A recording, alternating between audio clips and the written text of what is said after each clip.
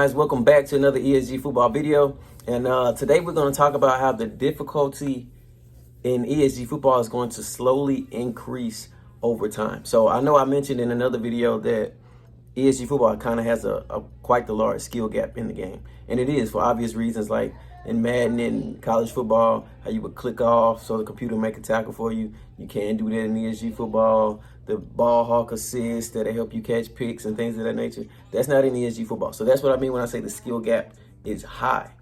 And I just need you to know that on release, the skill gap is only going to increase from release to as the game's life cycle goes on. And that's going to be for a couple of reasons. So basically, when the game comes out, the button mapping and configuration for ESG football is a lot different than other football games. All right. So the game is already difficult and it's different. So they want the people playing it to get acclimated to playing the game, get comfortable with the controls and things of that nature. So they made the game slightly easier than where they want it to be for the majority of its life cycle, if that makes sense. So when the game comes out, they want people to focus on getting used to the controls and things like that and not have to worry about the other aspects of the game that makes it difficult. With that being said, as the game goes on and people get acclimated with the controls and the game's been out for a while, they're going to slowly put those things where they want them. They're going to move those sliders back up. Okay. And I can give you a couple examples of what that's going to look like. So basically, okay, cool. So quarterback vision, when the game comes out, quarterback vision isn't going to be on it. Now, we already know that it's a feature because they announced that it was a feature, but they took it off when the game comes out because playing quarterback is going to be difficult enough as it is and going to take enough getting used to where they didn't want you to have to get used to playing QB in ESG football and have to get accustomed to playing with the quarterback vision on.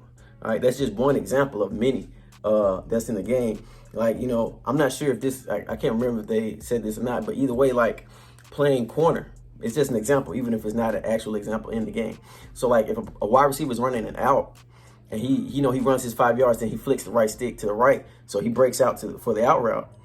When the game drops, you can just use the left stick as the corner and you just follow him and you should be able to stick with him.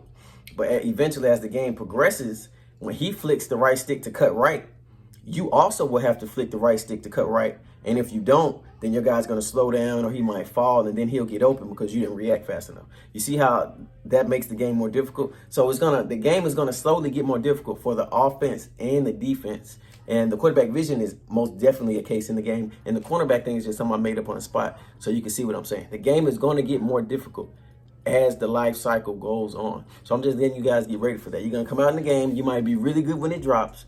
I just need you to be ready that as the time goes on, it's going to get more difficult and you're going to have to do some more adjusting and some more adapting when that time period comes. But that's all for this video, guys. Like and subscribe if you like the content, and feel free to click one of these two videos to get caught up on all the ESG football news, and I will see you guys next time.